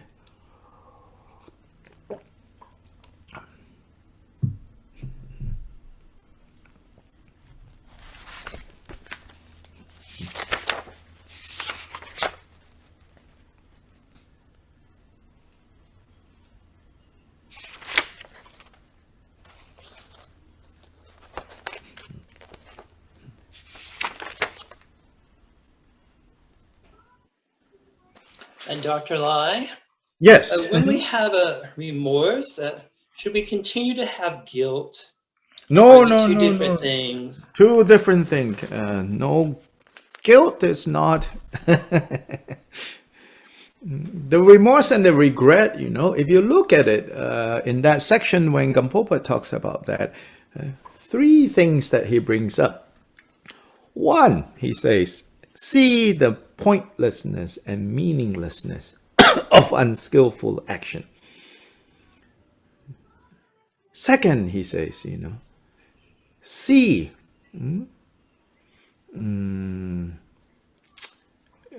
see like how does he let me not confuse people and use the exact wording that he uses there. Second, he says see the fearsome results, especially at the time of death. And then the way I've explained that is that when things go wrong, and then death is like, oh, really wrong. I mean, from our perspective, you know, really wrong, right? So see that. How the unskillful actions, you know, when things go wrong. Why is it that when things go wrong, everything starts going wrong? It's because, you know, once a negative karma ripens, it attracts all the other negative karma to quickly come. It's like once there's a fire started, you know, it's as if all things that can be burned are rushing to it to be fed into the fire. So he says, see that. And then finally he says, see how, do it now, clear it now. If you don't clear it now, you have no idea if you have more time to clear it. While you are of sound mind and body, clear it. Do the purification. So nowhere in that discussion does he talk about feeling bad. Of course, we cannot help it. That's also true. Yeah. So I'm not saying, you know, like if you feel guilt, oh, you are doing it wrong. But you are doing it wrong if you think, you know, the method is to have guilt. No, you see guilt as part of that burden. So you can look at the guilt as part of the burden that comes with negative karma. So when you abandon, when you put down, when you, so part of this is, right? Exposing, revealing your faults, and revealing the faults, and putting them down. Putting them down. Now, for us, I think, you know, this is not from Gampopa per se, but related to the second power, remedy, or the antidotal action. That's how the Sutra translation has it. There, like we discussed this a couple of days back, I said that in the traditional commentaries, because of the context I really feel of Asia, the restitution part is not explicitly emphasized under the discussion on remedy. It's much more focused on the insight training. It doesn't give you exact like instructions and say, okay, part of the remedy, part of the restitution, especially if it is wrong that has been done, that directly negatively impacted someone else, and that someone else is still around, right? Yeah. Then restitution needs to be made.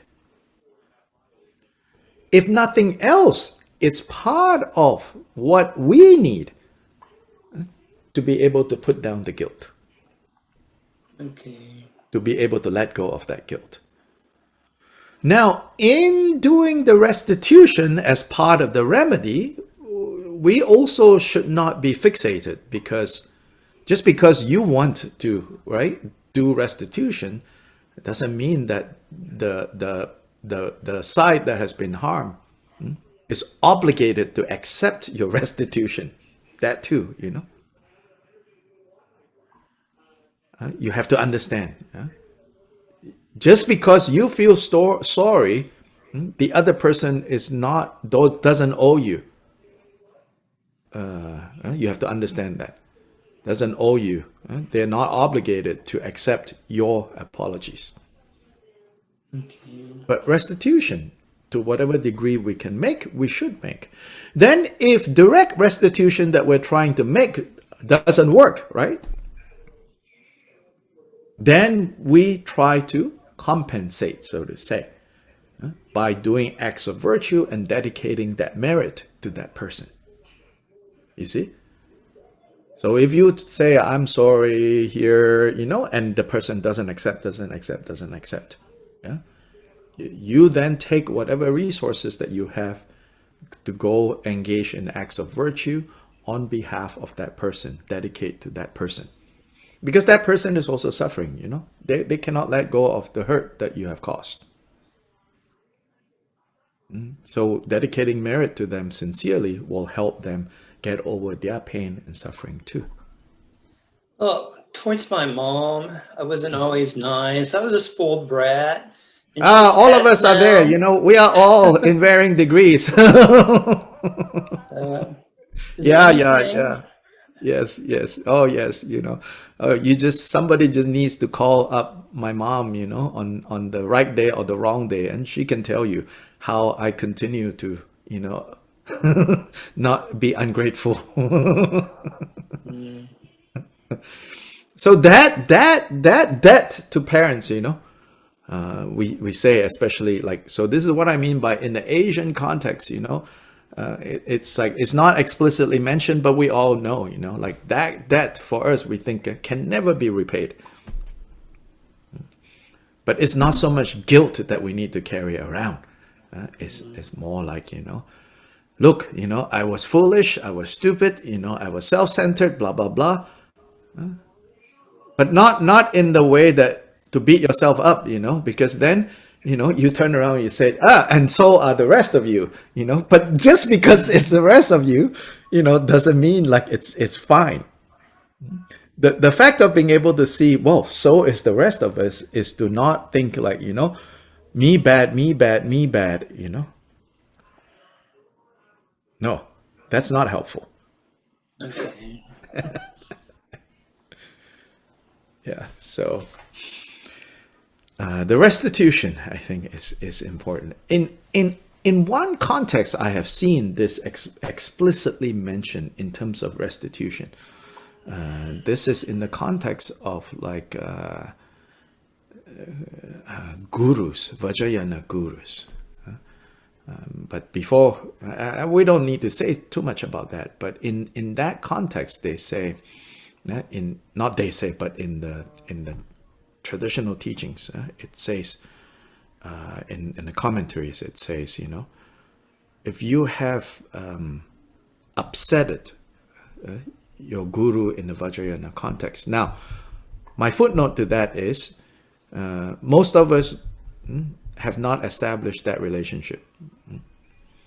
I mean, despite what people tell you, I don't think so. It's not so easy to have that relationship. Again, yes, of course, we should perceive teachers as Buddhas, all of that. But this level of like connection to a guru, very few of us actually have.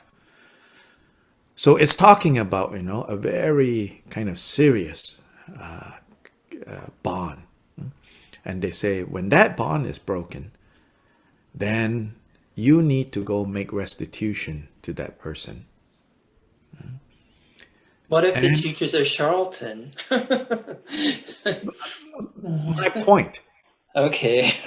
My footnote is important. Okay. Yeah.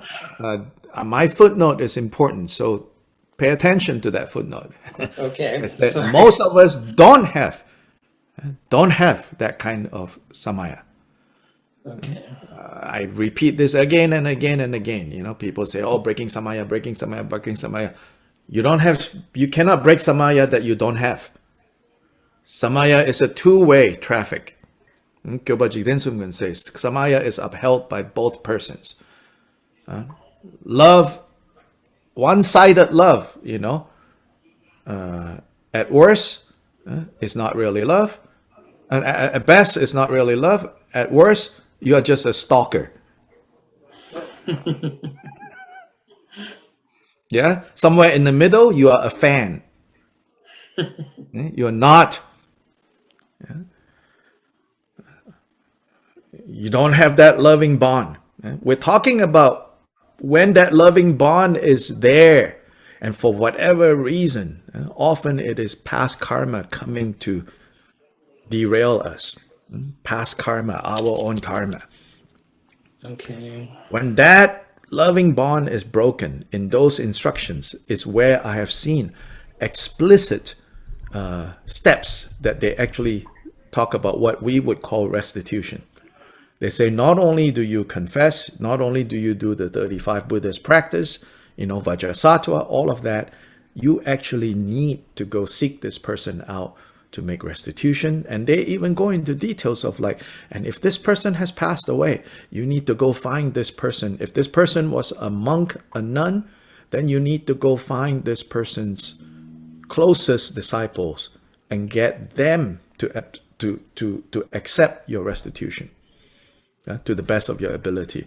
Then they even say, and then if this person wasn't a monk or nun, and so therefore this person have a spouse or children, you go to them to get this purified. So that is the one instance that they explicitly talk about restitution. I'm just using this as an example. This is not a discussion about that topic. That topic is more complicated than. That's why I need to make footnotes and more footnotes and more footnotes. Because I think this topic is so messed up, in terms of how people understand it and in terms of how Sangha use it. I think it's perversion. Other questions, comments? Thank you, Dr. Lai. Yes. I have an observation about the motivation that I've been thinking about, Dr. Lai. Mm-hmm. I think if I'm honest with myself, and I think most people are the same if they think about it, our motivation for seeking teachers, dharma, and so on and so forth, at the beginning, it's very, very selfish. Mm-hmm. Mm-hmm. It's completely self-centered. Mm-hmm. So in your teaching and the other things that we read, we're led to the conclusion that our initial motivation was completely misguided because we're coming to a point in the Mahayana where we have to value others, which is completely contrary to yes. our original motivation for seeking the teachings. So I guess where I'm going with this is I'm just sort of wondering, all of these clashes and difficulties in learning and relating to the teacher and what our motivations are, I'm just wondering if it goes back to the faulty motivation that most of us, I suspect, had when we originally started looking for answers. Mm-hmm.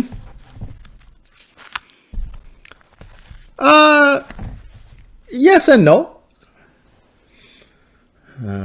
From the Mahayana system, we say even that selfishness is actually grounded in something pure, which is Buddha nature. Buddha nature is not comfortable, so to say. So to say, Buddha nature is not comfortable in samsara, so it's seeking to be out. So it doesn't matter what brought us to the door. It doesn't matter what brought us to the door. And so even in teachings on refuge, they talk about motivations for taking refuge. So it says the most common motivation is fear.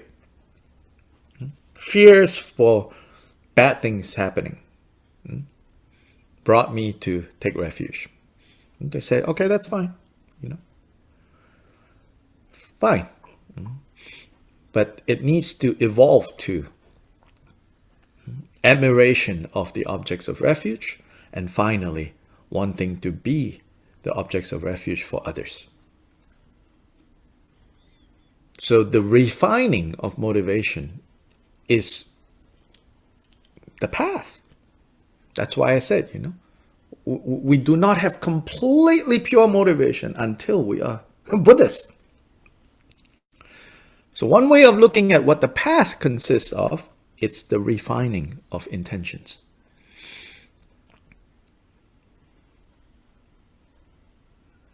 The refining of our motivations. Now, you do not refine it by obsessively, like thinking, oh, what is my motivation? What is my motivation? No, that's not the method. The method are all the different methods, directly, indirectly, that is, working at this issue.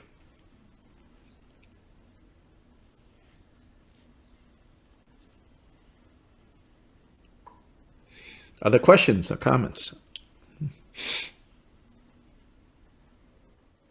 I have a comment. I think the thing that I find difficult is this realization that this is a process, because we read so much about what we're supposed to be doing. It's easy for me in particular to think I ought to be there already. And so I know I'm not, but there's this sense that,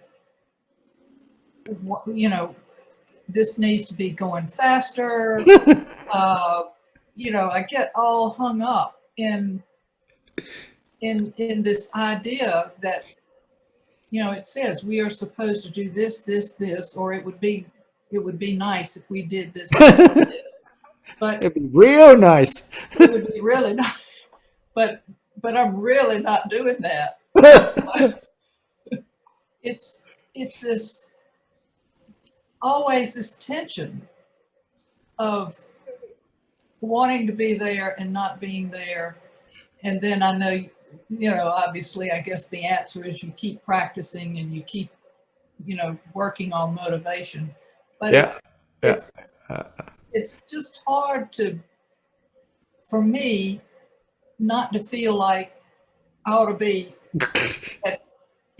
5 miles down the road instead of 1 or 0 or 1/10. 3 incalculable eons. I know. Meanwhile, breathe. Don't forget to sip some tea.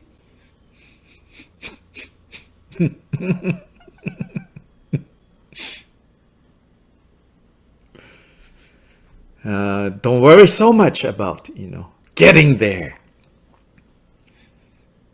Wherever you are, there you are, Enjoy the journey. So there are also teachings about how right now, we are Buddhists.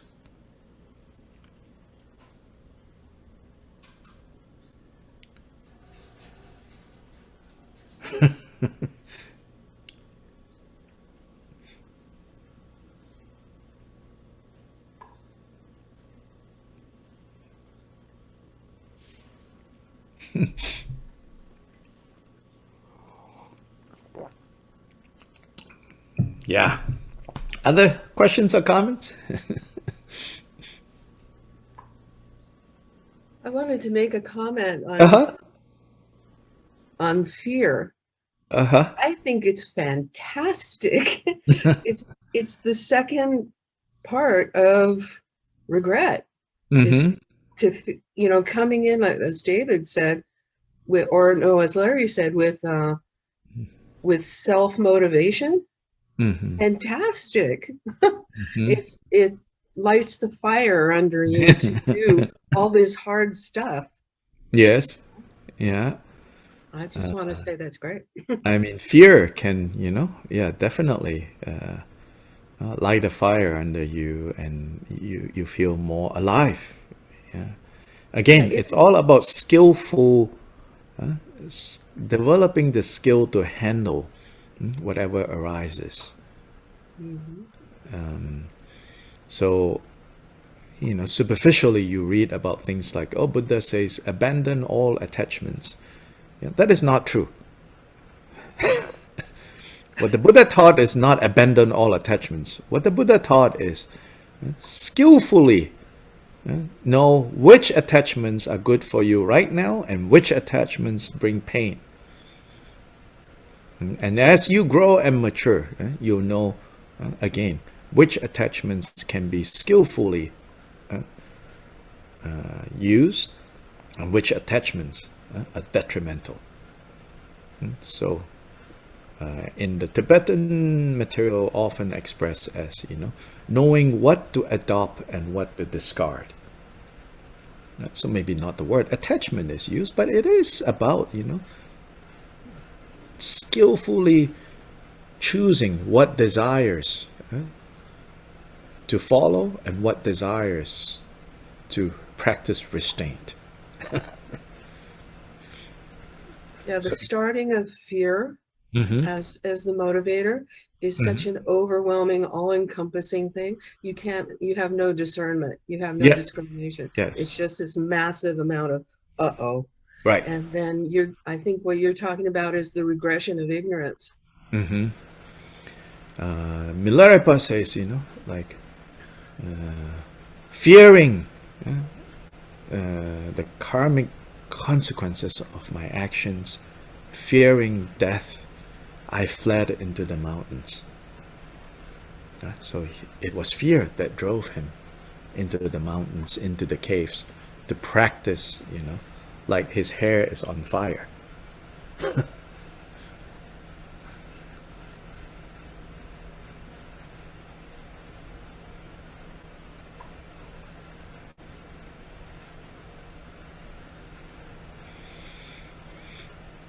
So we're good this morning, yeah?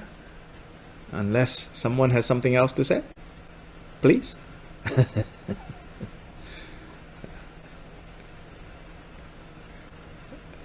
Otherwise, we will continue then tomorrow. Also, I want to say, if those of you, because in an email that went out at the beginning, I said, it's good if you have a shrine set up for this practice. It's fine if you don't have, not all of us have those circumstances. If you have the circumstance and indeed you have set up a shrine with the 35 Buddhas, send us pictures of that so that we can share. This is an offering to others. Send us pictures of that. Send it to info@drikongdharmakirti.com. If somebody can type the address in the chat. If you have those shrine photos, send them. If you have New Year shrine photos, send them as well. Then that way we can share with others. I will be sharing more photos from Malaysia, from Nepal, and soon from Bhutan as well, of the different things that your contributions are going to doing in these different places. Yeah. So the address has been shared, info@drikongdharmakirti.com, for those of you who do have photos of shrines that you want to share. So have a good evening, have a good day. Thank you. Thank you. Thank you, Dr. Lai. Yeah.